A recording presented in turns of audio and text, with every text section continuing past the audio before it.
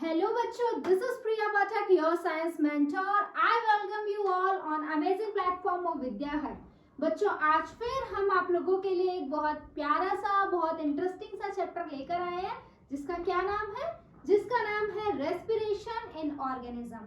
आज की क्लास में मैं आपको बताऊंगी कि किस तरीके से ऑर्गेनिजम्स में रेस्पिरेशन का प्रोसेस होता है। जी हाँ बेटा, इससे पहले हम लोग न्यूट्रिशन की बातें कर चुके हैं। हम लोग बहुत अच्छे से जान चुके हैं कि न्यूट्रिशन क्या होता है। न्यूट्रिशन जैसे हमारी बॉडी में एक प्रोसेस है, उसी तरीके से रेस्पिरेशन भी एक हमारी बॉडी में क्या है, प्रोसेस है। मैंने आपको बताया था ये सभी क्या है, लाइफ प्रोसेसेस है। लाइफ प्रोसेसेस क्या होते हैं? वो सभी प्रोसेस जो किसी ऑर्गेनिज्म के सर्वाइवल के लिए जरूरी होते हैं, ऑर्गेनिज्म के जिंदा रहने के लिए जरूरी होते हैं, उन प्रोसेसेस को हम लाइफ प्रोसेसेस बुलाते हैं। तो न्यूट्रिशन हम पहले ही पढ़ चुके हैं, आपको पता है ना न्यूट्रिशन जिंदा रहने के लिए जरूरी है। उसी तरीके से रेस्पिरेशन, क्या हम बिना सांस लिए काम कर सकते हैं? क्या हमारी बॉडी सर्वाइव कर सकती है? तो मैम बिल्कुल नहीं कर सकती है ना। तो न्यूट्रिशन हम एक लाइफ प्रोसेस पहले ही पढ़ चुके हैं। आज दूसरा पढ़ने जा रहे हैं रेस्पिरेशन। इस तरीके के और भी होते हैं, ट्रांसपोर्टेशन हो गया, एक्सक्रीशन हो गया, राइट। ये सब भी आपके लाइफ प्रोसेसेस होते हैं। तो बच्चा हमेशा की तरह चैप्टर स्टार्ट करने से पहले हम ये तो जान लें चैप्टर में पढ़ना क्या क्या है, राइट। टॉपिक्स तो देख लें, टॉपिक से फ्रेंडशिप तो कर लें। कितना बड़ा चैप्टर है, क्या क्या टॉपिक है जो हमसे दोस्ती करने वाले हैं या हम उन टॉपिक से दोस्ती करने वाले हैं, ठीक है। तो सबसे पहले तो रेस्पिरेशन, जो कि नाम ही है चैप्टर का, तो मैं आपको ये बताऊंगी कि रेस्पिरेशन क्या होता है ना बेटा। रेस्पिरेशन की बातें जानेंगे कि क्या होता है। जैसा कि आपका चैप्टर का नाम है रेस्पिरेशन इन ऑर्गेनिज्म, तो पहले मैं आपको बता दूंगी कि ऑर्गेनिज्म क्या होता है। और आप क्लास 7th में आ गए हो बेटा, आपको पता होगा ऑर्गेनिज्म क्या होता है, ठीक है। पहले ऑर्गेनिज्म जानेंगे बच्चा, फिर रेस्पिरेशन जानेंगे क्या होता है। उसके बाद बेटा टाइप्स ऑफ रेस्पिरेशन देखेंगे। क्या मैम रेस्पिरेशन अलग अलग तरीके का होता है? हाँ जी बेटा, अलग अलग तरीके से रेस्पिरेशन होता है। अलग अलग ऑर्गेनिज्म में भी अलग अलग तरीके होते हैं, ठीक है बेटा।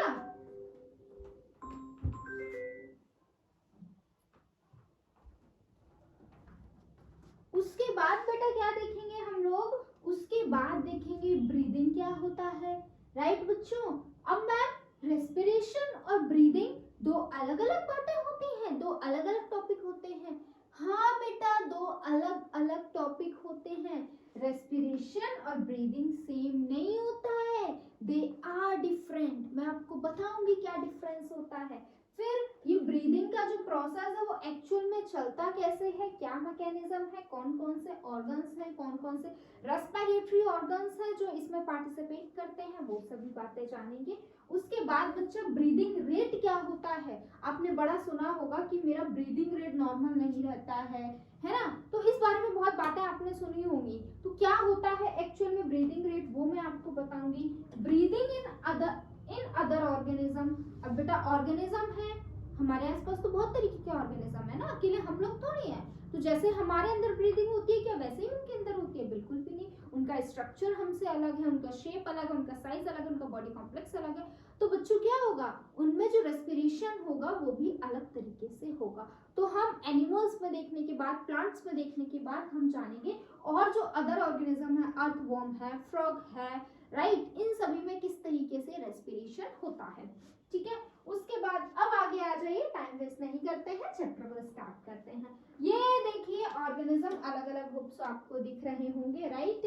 टाइगर है, ट्री है, राइट, फ्रॉग है, आपकी बर्ड है। तो ये सभी क्या होते हैं बच्चों? ये वो सभी लिविंग थिंग्स, सभी लिविंग थिंग्स जो हमारे आसपास होती हैं, वो किसके अंदर आती हैं? ऑर्गेनिजम्स के अंदर आती हैं। तो ऑर्गेनिजम्स क्या होते हैं? All the living beings are known as organism. चाहे वो प्लांट हो, चाहे वो इंसेक्ट हो, चाहे वो आपकी हाउस फ्लाई हो, मॉस्किटो हो, है ना, कोई रेप्टाइल हो, कोई एम्फीबियन हो, एनीथिंग जो भी हमारे आसपास अगर जिंदा है तो वो ऑर्गेनिज्म है। में प्लांट जिंदा होते हैं? जी हाँ बेटा, ये बात तो बिल्कुल बोलना ही मत, है ना। आपको बहुत सारे पहले से ये बातें बताती हुई आ रही हूँ मैं। उसके बाद आ जाइए रेस्पिरेशन। रेस्पिरेशन की बात करें, जो कि चैप्टर का नाम है रेस्पिरेशन होता क्या है। बच्चा आपने न्यूट्रिशन पढ़ा है, न्यूट्रिशन में हमने क्या देखा था? हम खाना ले रहे थे, खाना हमारी बॉडी में टूट रहा था, और अलग अलग बॉडी सेल्स तक पहुंच रहा था। बेटा क्या खाना जब हमारी बॉडी में चला गया, हमने ले लिया, हमने खा लिया, अदर सेल्स तक पहुंच गया, क्या उसका काम पूरा हो गया? बिल्कुल भी नहीं। उसका काम पूरा कब होगा? जब जो खाना हमने खाया है, जो हमारे सेल तक पहुंचा है, उस खाने से हमें एनर्जी मिले। और एनर्जी कब मिलेगी? जब रेस्पिरेशन होगा। तो न्यूट्रिशन के बाद जो प्रोसेस होता है या फिर न्यूट्रिशन का जो प्रोसेस सक्सेसफुल बनाता है, वो आपका रेस्पिरेशन होता है। क्योंकि जब तक रेस्पिरेशन नहीं होगा, वो खाना खाने का कोई मतलब ही नहीं है, क्योंकि उस खाने से आपको एनर्जी मिलेगी ही नहीं। खाना क्यों खाया था? हमको एनर्जी मिले, हम हमारे काम कर पाए, हमारी ग्रोथ हो, इसीलिए तो खाया था हमने खाना। अब अगर हम रेस्पिरेशन नहीं करेंगे तो हमको एनर्जी मिलेगी ही नहीं। बेटा रेस्पिरेशन का मतलब होता है ब्रेक डाउन ऑफ ग्लूकोज, है ना। ग्लूकोज जो हमारी बॉडी में हमने खाना लिया है, आपको पता है ये बात कि हम जो खाना लेते हैं वो ग्लूकोज के फॉर्म में हमारी बॉडी में चला जाता है, ग्लाइकोजन के फॉर्म में स्टोर होता है, राइट बेटा। तो वो जो ग्लूकोज है हमारी बॉडी में, उसका टूटने का जो प्रोसेस होता है उसको रेस्पिरेशन बोलते हैं। ठीक है, उसको तोड़ने के लिए हमको ऑक्सीजन की जरूरत पड़ती है। अभी मैं आपको डिटेल में समझाऊंगी। तो अभी रेस्पिरेशन का एक आइडिया मिल गया होगा कि क्या होता है, कि जो हमने खाना खाया है वो खाना टूटेगा, उस खाने से हमको क्या मिलेगी? एनर्जी मिल जाएगी, हम स्ट्रांग हो जाएंगे और हम हमारी बहुत सारी पढ़ाई कर पाएंगे और बहुत सारे काम कर पाएंगे। तो देखिए बेटा, जिस तरीके से न्यूट्रिशन के लिए हमारे पास डाइजेस्टिव सिस्टम था, उस तरीके से बेटा हमारे रेस्पिरेशन के लिए हमारे पास क्या होता है बच्चों? रेस्पिरेटरी सिस्टम होता है। ये रेस्पिरेटरी सिस्टम क्या कराता है? रेस्पिरेशन में हेल्प कराता है। मैम क्या क्या आता है रेस्पिरेटरी सिस्टम के अंदर? बेटा सबसे पहले रेस्पिरेटरी सिस्टम के अंदर देखने के लिए मिलते हैं नॉस्ट्रल्स। क्या देखने के लिए मिलते हैं? नॉस्ट्रल्स। उसके बाद होती है बेटा आपकी नेजल कैविटी। क्या होती है? Nasal cavity. जो बेटा खाली एरिया होता है हमारे नॉस्ट्रल्स के अंदर, उसको हम नेजल कैविटी बुलाते हैं, राइट बच्चों। उसके बाद क्या देखने के लिए मिलता है? उसके बाद बेटा होता है ट्रैकिया। क्या होता है? ट्रैकिया होता है। ट्रैकिया के बाद बेटा ये आपका ट्रैकिया है, ये आपका ट्रैकिया है। इधर कहीं आपका वॉइस बॉक्स होता है, ये आपके लंग्स हैं। ये क्या है? लंग्स है। लंग्स में क्या होती है बेटा? ये आपकी ब्रोंकाई हैं। ये क्या है? आपकी ब्रोंकाई हैं। ब्रोंकाई के बाद क्या आता है? ये छोटा छोटा बलून लाइक स्ट्रक्चर देख पा रहे हो, ये आपके छोटे छोटे बलून लाइक स्ट्रक्चर जो होते हैं वो एल्वियोलाई होते हैं। और ये ब्रोंकाई जब फर्दर डिवाइड हो जाती है उसे हम ब्रोंकियोल्स बुलाते हैं। मैम ये आप क्या नाम ले रही हैं? बेटा ये सभी आपके रेस्पिरेटरी ऑर्गन हैं।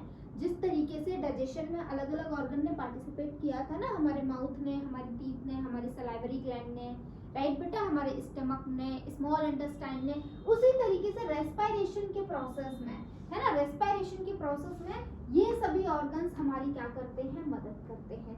2 लंग्स होते हैं हमारे पास, है ना। लंग्स में तो जो हमारी एयर है जाके वो फिल होती है जब हम ब्रीदिंग करते हैं, ऑक्सीजन लेते हैं, राइट। ऑक्सीजन एयर में है तो हम कहते हैं ना कि हमने एयर ली है, बट मेजरली हम उस एयर में से क्या ले रहे हैं? ऑक्सीजन ले रहे हैं। तो वो ऑक्सीजन कहाँ जाती है? लंग्स में जाती है। लंग्स के बाद बेटा वो एल्वियोली में चली जाती है, आगे चलते चलते, है ना, वहां से एक्सचेंज होता है। सभी बातें जानेंगे, ठीक है बेटा। एक आइडिया मिल गया होगा कि रेस्पिरेशन क्या होता है।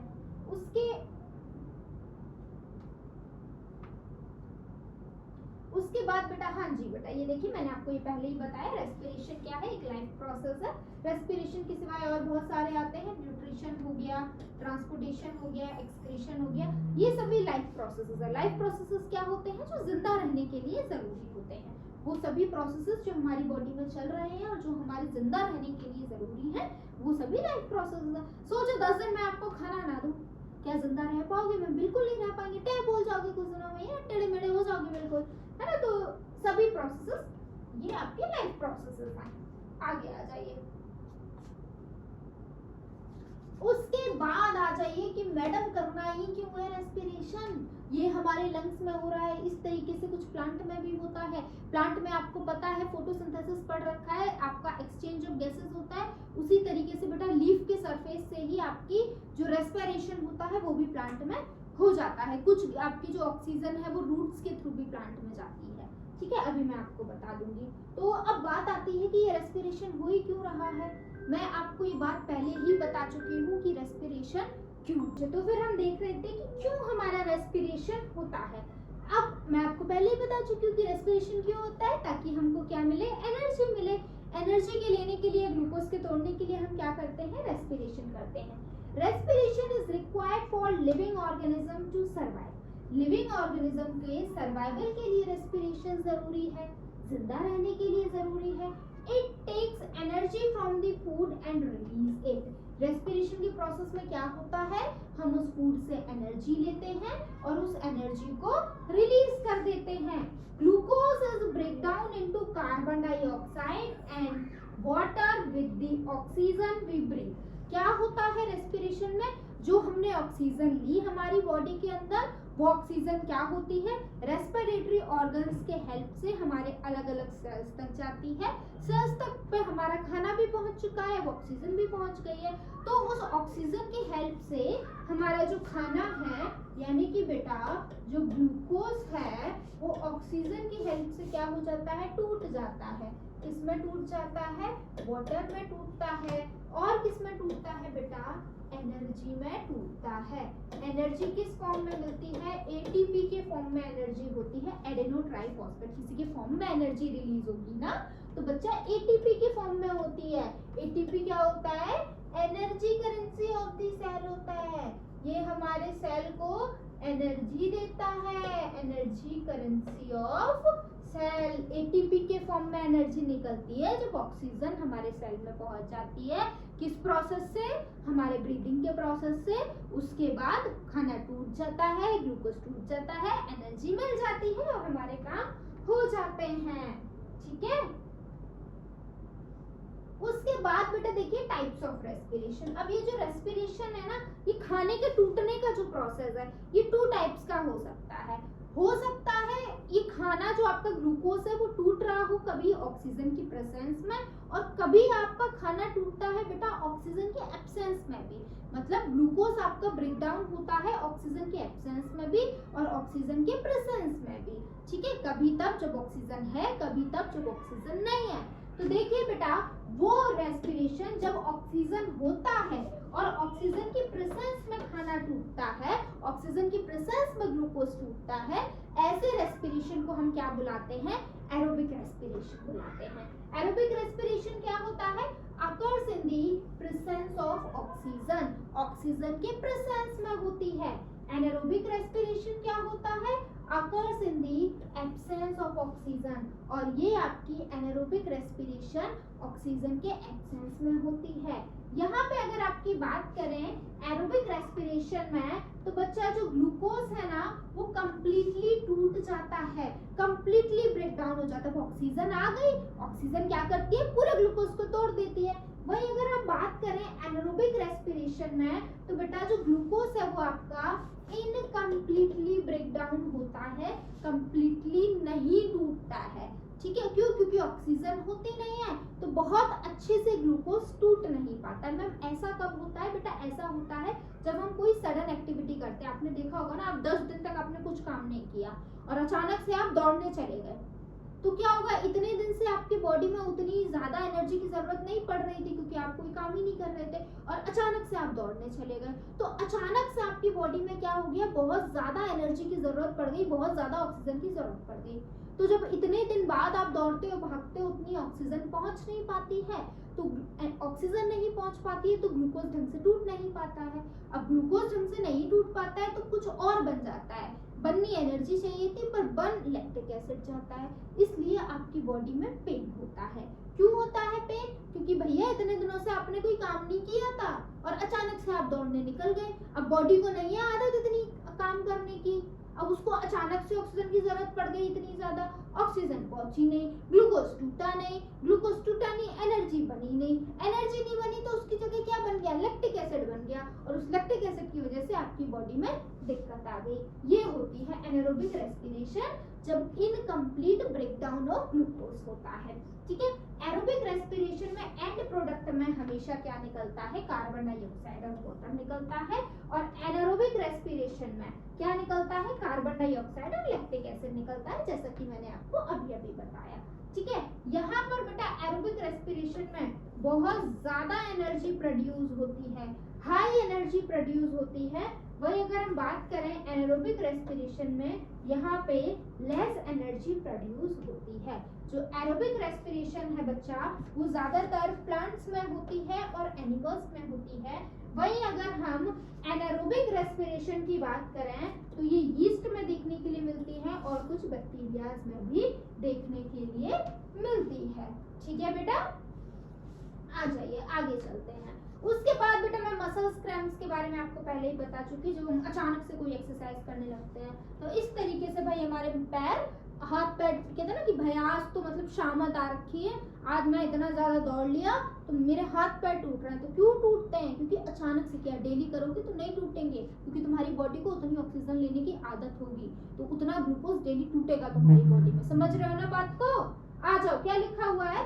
Usually aerobic respiration takes place in humans. ज्यादातर ह्यूमंस में क्या होता है? एरोबिक रेस्पिरेशन होता है, यानी कि ऑक्सीजन की प्रेजेंस में रेस्पिरेशन होती है, ऑक्सीजन की प्रेजेंस में ग्लूकोज टूटता है। बट अंडर सर्टेन कंडीशन, लेकिन कुछ कंडीशंस में एरोबिक रेस्पिरेशन में also occurs in our muscles for a short time.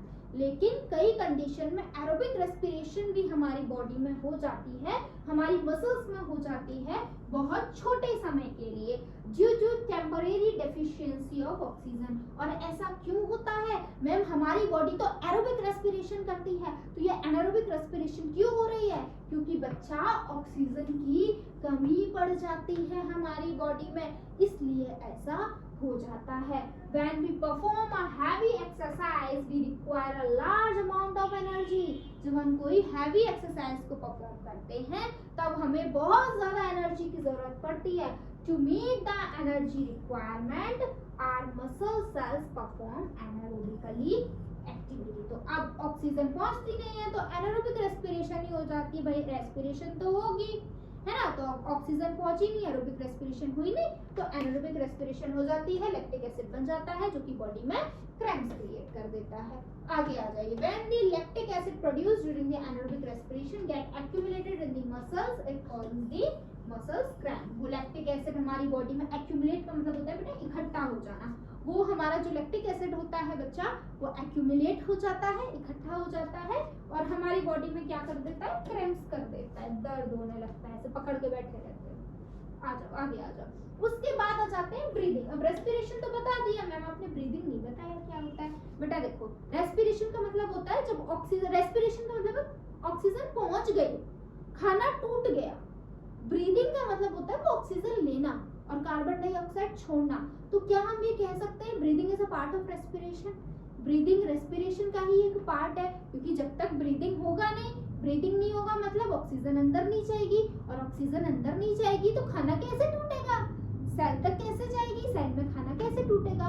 तो breathing is a part of respiration. Breathing का मतलब होता है intake of oxygen, intake of oxygen, और क्या होता है बच्चा? Exhale, exhale of carbon dioxide. ठीक है, इनटेक ऑफ ऑक्सीजन, ऑक्सीजन को लेना, कार्बन डाइऑक्साइड को छोड़ना। यानी कि सिंपल भाषा में हम कह सकते हैं exchange of gases, exchange of gases is called breathing, right. Exchange of gases breathing होता है। ब्रीदिंग जब हो जाता है उसके बाद रेस्पिरेशन शुरू होता है। बात समझ रहे हो? क्योंकि रेस्पिरेशन होता है breakdown of glucose in the presence of oxygen, और breathing is the intake of oxygen and exhale of carbon dioxide. समझ गए बेटा कहानी? समझ गए? आ जाइए आगे आ जाइए। अब जब इनहेलेशन होता है, इनहेलेशन का मतलब ऑक्सीजन इन, ऑक्सीजन अंदर जा रही है, तब होता क्या है? देखिए हमारे ये जो लंग्स है, ये आपकी कैविटी है, राइट। ये इसमें क्या होता है, ये आपका इस तरीके का ये स्ट्रक्चर देख पा रहे हो, इसको डायफ्राम बोलते हैं। जो लंग्स के नीचे स्ट्रक्चर होता है ये डायफ्राम होता है। तो बच्चों जब हम इनहेलेशन करते हैं, ऑक्सीजन लेते हैं, तो देखना इस डायफ्राम के साथ क्या होता है। डायफ्राम एक इस तरीके से डोम शेप्ड की मसल होती है जो हमारे पूरी चेस्ट कैविटी को सपोर्ट प्रोवाइड कराती है। ठीक है बेटा, तो हमको देखना ये है जब हम सांस लेते हैं तब इस डायफ्राम के साथ क्या होता है, और जब हम सांस छोड़ते हैं तब इस डायफ्राम के साथ क्या होता है। ये आपकी इनहेलेशन की इमेज है,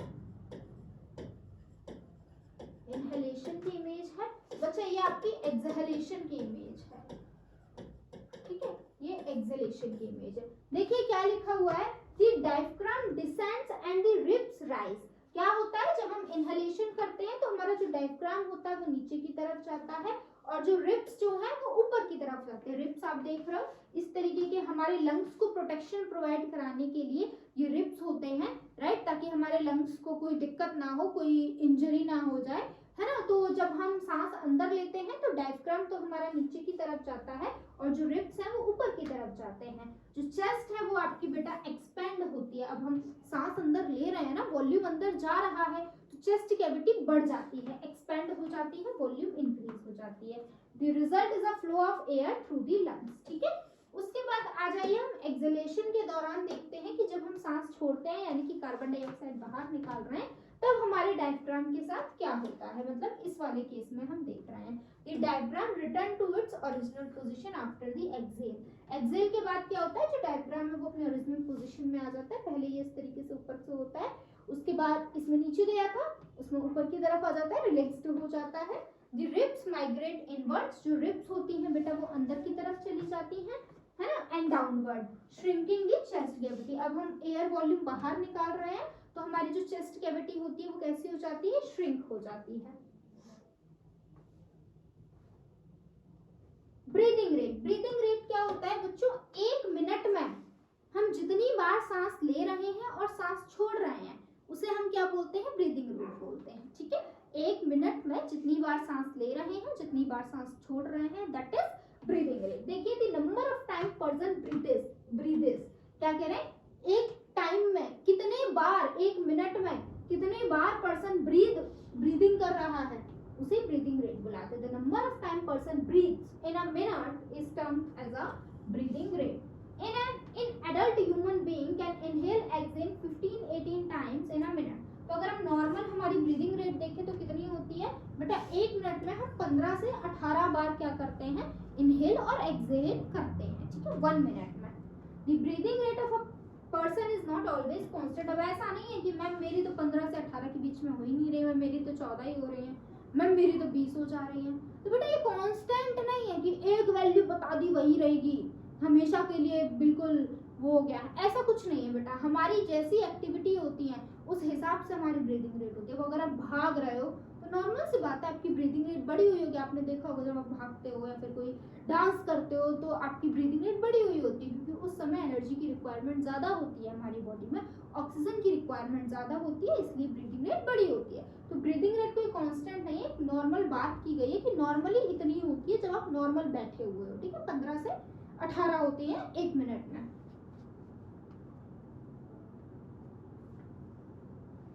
अब उसके बाद आ जाइए, ये जो ब्रीदिंग का प्रोसेस है ये होता कैसे, मैंने आपको बताया था ना कि जिस तरीके से डाइजेशन के लिए डाइजेस्टिव सिस्टम है उस तरीके से रेस्पिरेशन के लिए रेस्पिरेटरी सिस्टम है।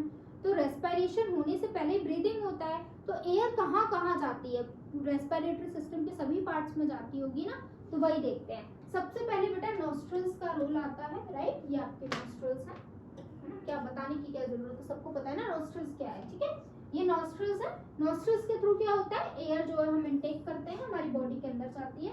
उसके बाद क्या होता है बेटा, नेजल पैसेज आता है, it is a channel for air flow through the nose, ठीक है, ये एक चैनल है जहाँ से हमारी एयर फ्लो करती है।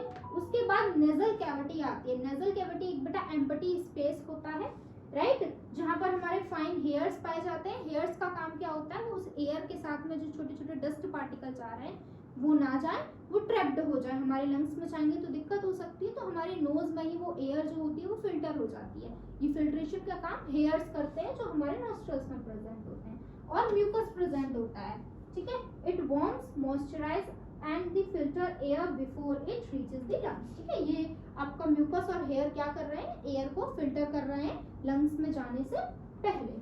उसके बाद रेस्पिरेटरी सिस्टम का नेक्स्ट पार्ट देखते हैं।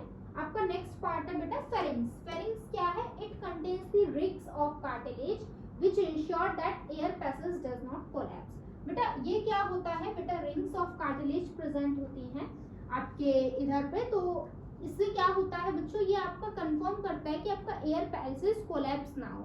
मैम कोलैप्स क्यों होगा, क्योंकि बेटा आपको पता है आपका फूड पाइप भी यही होता है, विंड पाइप भी यही होता है, तो इधर का उधर चीजें हो गई तो एयर पैसेज कोलैप्स हो सकता है। तो उस चीज को ये क्या करता है, इंश्योर करता है कि ऐसा ना हो। उसके बाद आ जाता है larynx. It houses the vocal cords and manipulate pitch and volume which essential for phonation. It is known as a voice box. बेटा लैरिंग्स जो होता है ये हमारा वॉइस बॉक्स होता है, ठीक है, जो आपके फेरिंग्स के बाद देखने के लिए मिलता है। फेरिंग्स में आपकी रिंग्स ऑफ कार्टिलेज पाई जाती है, ये आपको याद रखना है। उसके बाद ट्रैकिया पे आ जाते हैं, ये आपका ट्रैकिया होता है, right. Pharynx split into the trachea and oesophagus. जो फेरिंग्स होता है बेटा आपका, फेरिंग्स आपका ट्रैकिया और इसोफेगस में टूट जाता है। ट्रैकिया आपका विंड पाइप होता है, ट्रैकिया विंड पाइप होता है और आपका इसोफेगस फूड पाइप होता है। तो यहाँ तक चीजें कॉमन चल रही हैं, यहाँ फेरिंग्स के बाद चीजें टूट जाती हैं, ठीक है। It connects the larynx to bronchi of the lungs and provides the air flow from the lungs. मतलब कि देखो पहले एयर कहाँ गई, नॉस्ट्रल में गई, नॉस्ट्रल से नेजल पैसेज में गई, नेजल पैसेज से नेजल कैविटी में गई, उसके बाद फेरिंग्स, लैरिंग्स और ट्रैकिया। ट्रैकिया के बाद बेटा कहाँ जाएगी, ब्रोंकाई में जाएगी, ब्रोंकाई से ब्रोंकियोल्स में जाएगी, ट्रैकिया के बाद लंग्स में जाती है। देखो ब्रोंकाई आ गया, bronchi they are the main passageway into the lungs, ठीक है। ब्रोंकाई के बाद कहाँ जाता है, सीधे सीधे आपके लंग्स में पहुंच जाती है। They are extension of the wind pipe that shuttle air to from the oxygen. The oxygen goes into the lungs and carbon dioxide leave the lungs through them, ठीक है। क्या होता है बेटा, ब्रोंकाई से ऑक्सीजन अंदर जाती है लंग्स में और कार्बन डाइऑक्साइड बाहर निकल जाती है। उसके बाद छोटे छोटे आपके क्या मिलते हैं, ब्रोंकियोल्स मिलते हैं। Bronchi get smaller when they reaches the closer to the lung. जैसे देखो होता क्या है बच्चों, ये आपका ट्रैकिया होता है, ट्रैकिया के बाद ये इस तरीके से ब्रोंकाई होती है, फिर ये ब्रांचेस में ब्रोंकाई जो है फर्दर ब्रांचेस में टूट जाती है, जिसे हम ब्रोंकियोल्स बुलाते हैं। ये ट्रैकिया है, ये आपका ब्रोंकाई है, ये ब्रोंकियोल्स है, ठीक है। ब्रोंकाई के क्या हो जाते हैं और ब्रांचेस हो जाते हैं। Bronchi get smaller when they reaches closer to the lungs tissue are called the bronchioles. Bronchi क्या हो जाता है, छोटा हो जाता है जैसे जैसे वो लंग्स टिश्यूज के पास पहुंचता है और उसे ही हम ब्रोंकियोल्स बुलाते हैं, ठीक है बेटा। ब्रोंकियोल्स में आपका ये ट्रैकिया है, ये आपके ब्रोंकाई है, ठीक है, ये ब्रोंकियोल्स है, राइट। ये ब्रोंकियोल्स में क्या होता है, इस तरीके के आपको गोल गोल बलून लाइक स्ट्रक्चर देखने के लिए मिलते हैं। इन बलून लाइक स्ट्रक्चर को हम क्या बुलाते हैं, एल्वियोलाई बुलाते हैं। एक्चुअल में ऑक्सीजन इन एल्वियोलाई के अंदर ही जाती है, एल्वियोलाई में ऑक्सीजन जाती है और एल्वियोलाई से ही कार्बन डाइऑक्साइड जो है बेटा वो बाहर निकल जाती है, ठीक है।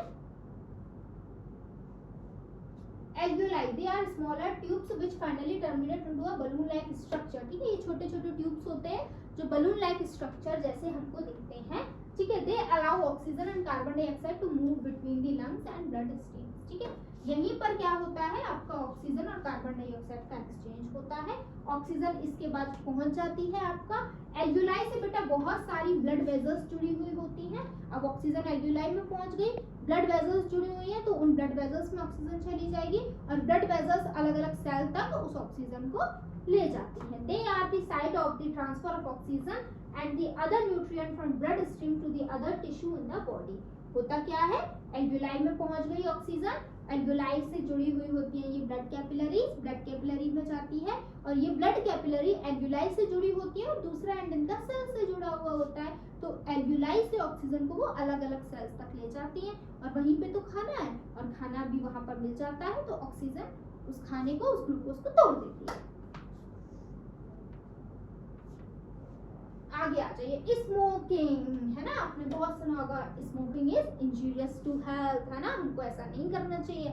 मुझे पता है आप लोग नहीं करते हो, लेकिन कुछ लोग करते हैं और जो करते हैं उनके लंग्स ऐसे हो जाते हैं, पूरे डैमेज हो जाते हैं, ठीक है बेटा।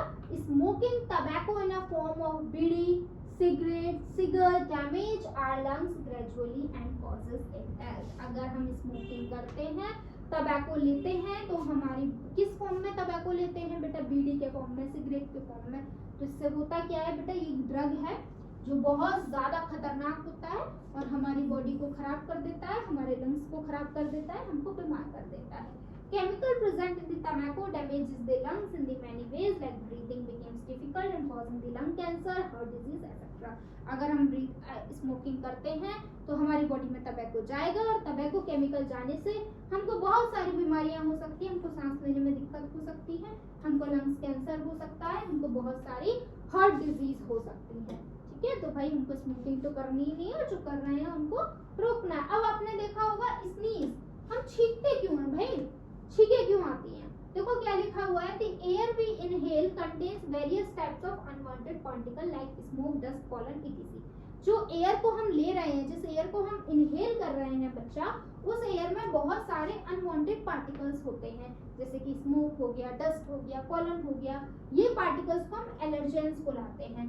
During inhalation these particle gate trapped in the air present in our nasal cavity. तो जब हम इनहेलेशन का प्रोसेस करते हैं, जब हम ऑक्सीजन को अंदर लेते हैं, ये जो पार्टिकल्स हैं जो एयर के साथ हमारी नोज में जा रहे हैं, वे हमारी नेजल कैविटी में ही ट्रैप हो जाते हैं। कौन कर लेता है ट्रैप? मैंने आपको बताया था, हमारे नेजल कैविटी में हेयर्स होते हैं, वो हेयर्स क्या करते हैं, ये जो डस्ट पार्टिकल है इनको ट्रैप कर लेते हैं। They causes the irritation in the lining of the nasal cavity as a result of which we sneeze. अब वो हमारी नेजल कैविटी के अंदर है, ट्रैप कर लिया है, अंदर तक तो नहीं जाने दिया, हमारे हेयर्स ने लंग्स में नहीं जाने दिया, लेकिन हमारे नेजल कैविटी में तो है ही ना, तो वो इरिटेशन करते हैं। तो उसकी इरिटेशन की वजह से हमको क्या हो जाती है, स्नीज आ जाती है, छींक आ जाती है। ठीक है, उसके बाद आ जाइए रेस्पिरेशन इन अदर ऑर्गेनिज्म। अब हमारे सिवाय बहुत सारे दुनिया में और भी ऑर्गेनिज्म है ना, प्लांट्स हैं, तो प्लांट में जो आपका रेस्पिरेशन होता है, गैसेस एक्सचेंज होता है, वो बेटा लीफ से होता है। बहुत सारी ऑक्सीजन रूट्स के थ्रू भी चली जाती है, सॉइल में ऑक्सीजन होती है ना, और रूट भी सॉइल से अटैच्ड होती हैं, तो रूट्स के थ्रू ऑक्सीजन चली जाती है। अब बाकी में कैसे होता है, अमीबा आपका एक सिंगल सेल्ड ऑर्गेनिज्म होता है, वो तो एक ही सेल है, उसके पास ना नोस्ट्रल्स है, ना रेस्पिरेटरी सिस्टम है, बस एक सेल है, तो उसी की स्किन से क्या होता है बच्चों, गैसेस एक्सचेंज होता है, राइट। मैंने आपको बताया था अमीबा वाले सिंगल सेल है, वो सब कुछ अपना उसी सेल से करता है ना, इस तरीके का होता है। ये आपको बना तो है, इसी के सरफेस से ऑक्सीजन, कार्बन डाइऑक्साइड बाहर जाती है और ऑक्सीजन अंदर आ जाती है, कोई इसके पास ऑर्गन वॉर्गन नहीं होता। अगर हम कॉकरोचेस की बात करें, ये रहे आपकी कॉकरोच यहाँ पे है, तो कॉकरोच के पास क्या होता है, स्मॉल ओपनिंग होती है which are known as स्पैरिकल्स। ये आप देख पा रहे हो, कॉकरोच के ऊपर स्पैरिकल्स होते हैं। इन स्पैरिकल्स के हेल्प से ही क्या कॉकरोच करते हैं, सांस लेते हैं, ऑक्सीजन को अंदर लेते हैं। यानी कि अमीबा सांस ले रहा है अपनी स्किन से, है ना, अपने बॉडी सरफेस से, कॉकरोच सांस ले रहा है इन स्पैरिकल्स से जो उसकी बॉडी के ऊपर प्रेजेंट है। Spiracles are the connected to a network of the tubes called the trachea. ये जो स्पैरिकल्स होते हैं ना बेटा, ये आपके ट्यूब से कनेक्टेड होते हैं, उन ट्यूब्स को क्या बुलाते हैं, ट्रैकिया, और वहीं पर क्या होता है, गैसेस एक्सचेंज हो जाता है। ठीक है, मतलब कॉकरोच में स्पैरिकल्स है, स्पैरिकल्स में ऑक्सीजन जाएगी, स्पैरिकल्स किससे कनेक्टेड है, ट्रैकिया से कनेक्टेड है, ट्रैकिया में जाएगी और ट्रैकिया में ही गैसेस एक्सचेंज हो जाएगा। अब बात कर लेते हैं अर्थवर्म की। Earthworm breathe through the surface of their moist skin. Earthworm जो होता है बेटा, वो अपने स्किन से ही क्या करता है, सांस लेता है। ठीक है बेटा, in animals like cow, dog, buffalo and cats the respiratory organs and the processes of breathing are similar to those in the humans. अगर हम बात करें काउस की, डॉग्स की, बफेलोज की, कैट्स की, तो इनके जो रेस्पिरेटरी ऑर्गन होते हैं वो हमारे जैसे ही होते हैं, जो जो हमारे अंदर है, लंग्स है, लैरिंग्स, फेरिंग्स, नॉस्ट्रल्स, ट्रैकिया, है ना, उसी तरीके से इनके अंदर भी होता है। ये अर्थवर्म है, अर्थवर्म में किससे होता है, मॉइस्ट स्किन से होता है। आपने देखा होगा इसकी स्किन मॉइस्ट होती है, अजीब सी। अब बात आ जाती है रेस्पिरेशन इन एक्वाटिक एनिमल्स। अब तक तो हमने उन सभी एनिमल्स की बात कर ली जो हमको आसपास दिख रहे हैं। कुछ एनिमल्स ऐसे भी थे जो पानी में रह रहे हैं, एक्वाटिक एनिमल्स, वो कैसे सांस लेते हैं। Frogs respire through the both lungs and their skin. आपको पता है फ्रॉग क्या है, एक एम्फीबियन है ना, जो कि लैंड पर भी रहता है और जो पानी में भी रहता है। तो जो आपका फ्रॉग है बेटा, वो स्किन से भी रेस्पायर कर लेता है और वो लंग से भी रेस्पायर कर लेता है। फिश कैसे रेस्पायर करती है बेटा, फिश के पास होते हैं गिल्स। फिश एक्चुअल में डिजॉल्व ऑक्सीजन लेती है, पानी में ऑक्सीजन होता है ना, तो उस ऑक्सीजन को अंदर लेती है, अंदर लेने के बाद वो गिल्स में जाती है, गिल्स में गैसेस एक्सचेंज होता है और गिल्स के हेल्प से उनमें क्या होती है, ब्रीदिंग होती है। तो बच्चा कॉन्ग्रेचुलेशंस, हमने पूरे चैप्टर को खत्म कर लिया है, राइट बेटा।